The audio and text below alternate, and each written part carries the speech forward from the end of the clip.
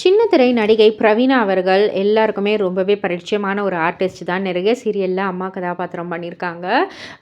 இவங்க நடித்த ஃபேமஸான ராஜா ராணி சீரியல், இனியா சீரியல், பிரியமானவள் சீரியல்னு சொல்லிக்கிட்டே போகலாம். ஸோ இவங்களுடைய நடிப்புக்குன்னு ஒரு ஃபேன் பேஸ் வந்து இருக்கிறாங்க.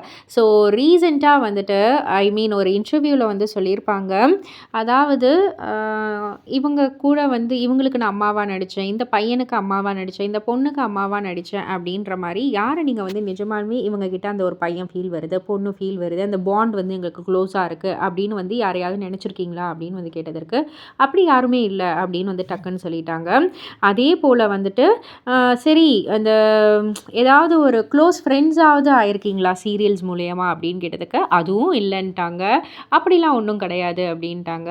சரி ஓகே, சீரியல்லாம் நடித்து முடிச்சதுக்கப்புறம் இப்போ வரைக்கும் வந்து அவங்க கிட்ட வந்து ஏதாவது ஒரு கான்டாக்ட்ஸ் ஆகுது இருக்கா அப்படின்னு வந்து கேட்டதுக்கு அதுவுமே வந்து இல்லைன்ட்டாங்க. என்ன மேடம் இப்படி சொல்கிறீங்களே அப்படின்னு வந்து கேட்டதற்கு ஆமாம், அதனால் நான் நிம்மதியாக இருக்கேன். எப்போ பார்த்தாலும் தினமும் வந்து மெசேஜ் அனுப்பிக்கிட்டு, தினமும் பேசிக்கிட்டு, தினமும் ஏதாவது ஒரு ஈவெண்ட்டு அது இதுன்னு வெளியில் போய்கிட்டு, சினிமா போய்கிட்டு, அது போய்கிட்டு, இதெல்லாம் வந்து எனக்கு அவ்வளோவா வந்து அந்த ஒரு இஷ்டம் இல்லை.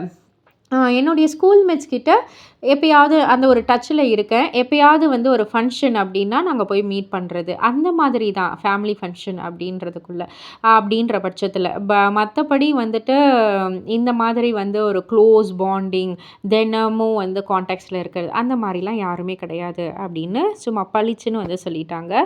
ஸோ இதை பற்றி நீங்கள் என்ன நினைக்கிறீங்க, உங்களுடைய கருத்து என்ன அப்படின்றத கீழே உள்ள கமெண்ட் பாக்ஸில் குறிப்பிட்டு சொல்லுங்கள். மறக்காமல் சேனலை சப்ஸ்கிரைப் பண்ணி பக்கத்தில் உள்ள பெல் ஐக்கானை கிளிக் பண்ணிவிடுங்க.